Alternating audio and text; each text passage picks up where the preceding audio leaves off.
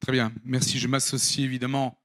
La force et la faiblesse d'un préfet, c'est qu'il arrive un beau jour et il ne connaît pas forcément, même s'il s'y attache, l'histoire d'une région. Donc je m'associe aux mots du président Bertrand, même si je ne connaissais pas Bruno Manduel, mais c'est un nom propre qui n'est pas commun et qui est cher au préfet de la région Hauts-de-France, évidemment, à travers ce qu'ont créé euh, tous tous ceux qui ont présidé aux destinées de cette très grande entreprise qu'est Monduel et qui est présente parmi nous.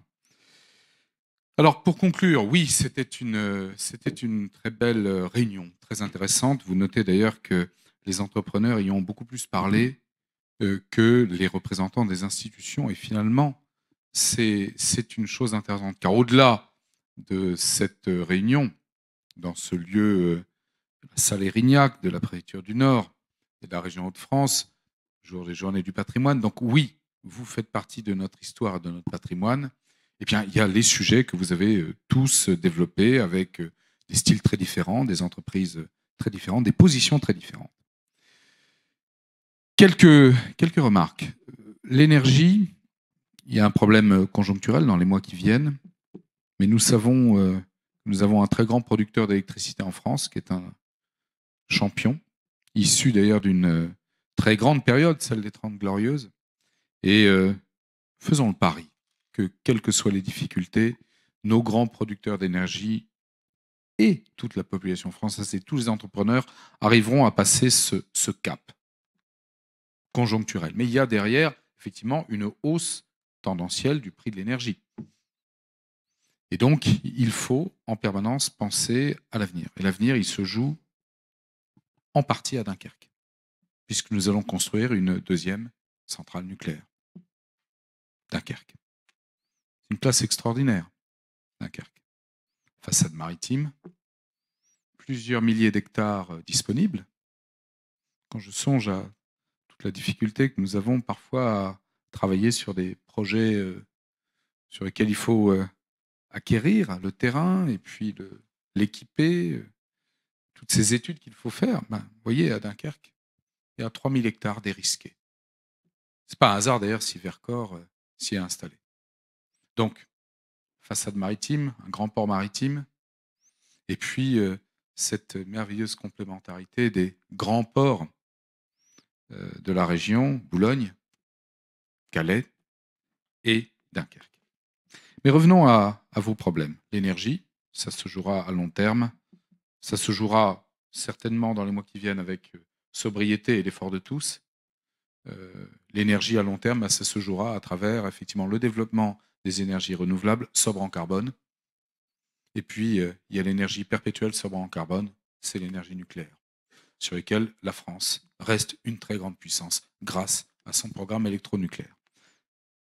Revenons aux facteurs communs de toutes vos interventions, que vous soyez Veressence, que vous soyez Bonduel, que vous soyez Decathlon, Renault, Valeo, Toyota, EDF, le SAFRE, Airbus, vous avez tous parlé de problèmes de recrutement. En réalité, il n'y a pas qu'une transition énergétique, il y a aussi une transition démographique. Et pardonnez-moi, mais ce que vous êtes en train de vivre maintenant, je crains que ce ne soit qu'un apéritif par rapport à ce que nous allons connaître. Alors, tout le monde sourit quand je dis ça, mais réfléchissez un instant. Nous sommes en région de France, 2 millions de salariés. 2 millions de salariés. Il y a plus de 800 000 salariés qui vont partir à la retraite dans les 10 ans qui viennent. 800 000 salariés qui vont partir à la retraite dans les 10 ans qui viennent. J'en fais partie. Je crois que je ne suis pas le seul dans cette salle. Or, bon, un préfet de région, ça se refait assez facilement. En général, tous les mardis, tous les mercredis matins, on peut en refaire un.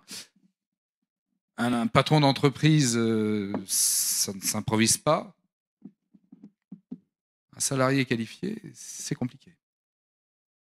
Et puis un salarié, un employé, c'est compliqué. Alors, comment faire pour les trouver, ces 800 000 qui vont partir à la retraite, qui ne sont pas les plus mauvais en plus, hein, sont ceux qui ont fait la puissance de vos entreprises. Alors, il y a plusieurs voies. Le recteur nous l'a dit, la rectrice nous l'a dit. les femmes et l'industrie. Voilà une piste de réflexion. La rectrice, elle ne m'en voudra pas de le dire, elle dit souvent, c'est cette phrase qui est la sienne, mais que je reprends en compte, il ne faut pas se priver de la moitié de l'humanité. Il faut aller faire une démonstration aujourd'hui que les femmes sont l'avenir de l'industrie en région Hauts-de-France, j'en suis convaincu. Deuxième sujet, c'est l'apprentissage. J'ai été l'heureux préfet pendant 5 ans de la Haute-Savoie. Est-ce que vous connaissez la vallée de l'Arve? Ils sont extraordinaires dans la vallée de l'Arve. Ce sont des décolteurs extraordinaires. Si on faisait une balance commerciale ou une balance des paiements de la Haute-Savoie, ça fait des décennies qu'ils seraient, comment dirais-je, bénéficiaires. Ils sont extraordinaires. Parmi les facteurs du succès de la Haute-Savoie, il y en a beaucoup qui sont les facteurs du succès de la région de France. La qualité du travail, la main-d'œuvre, la qualité du management, le caractère visionnaire des entrepreneurs, ce qu'ils mettent dans la formation brute de capital fixe et dans l'innovation. Ce sont de très très grands industriels comme vous, mais en plus, ce sont les champions de l'apprentissage. Les champions de l'apprentissage. Donc, prenez le 06 de la rectrice, parce que ça se joue aussi là. Et puis, je ne suis pas un ancien préfet de la Seine-Saint-Denis pour rien, alors je vais vous raconter l'histoire de ce département qui a 300 000 élèves, la Seine-Saint-Denis, autant que le Nord. Et pourtant, le Nord a 2,6 millions d'habitants, alors que la Seine-Saint-Denis n'en a qu'1,8 million. Moi, je dis souvent à des entrepreneurs, et ils sont tous d'accord avec moi, c'est dans les quartiers, la politique de la ville. C'est ce qu'a dit Luciano, qui est vrai. C'est dans les quartiers de la politique de la ville qu'il y a l'énergie, la jeunesse. Alors leur employabilité, parfois, laisse à désirer. Donnez-vous un peu de mal. D'ailleurs, la région Hauts-de-France est la championne, toute catégorie, devant l'Île-de-France, des emplois francs. Vous devriez vous pencher sur ce qu'est un emploi franc. Vous devriez tous dire à vos DRH, mais qu'est-ce qu'un emploi franc? Ce n'est pas pour faire plaisir au préfet. Je ne suis pas rémunéré aux emplois francs. Et lorsque j'étais préfet de la Seine-Saint-Denis, le département de Seine-Saint-Denis, un peu par la force des choses, était le département qui avait le plus d'emplois francs. Et depuis que je suis préfet de la région de France, c'est la région de France.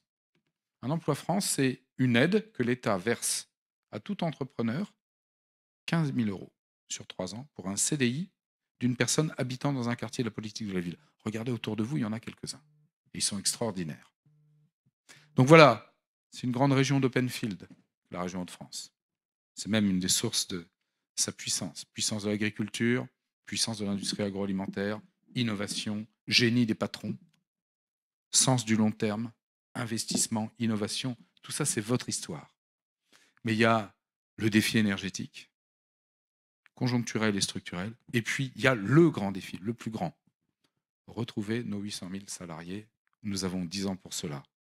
Les femmes et l'industrie, l'apprentissage avec nos consulaires, et puis avec les efforts que vous ferez, il y a même des entrepreneurs au savoir qui créent des académies du nom de leur entreprise.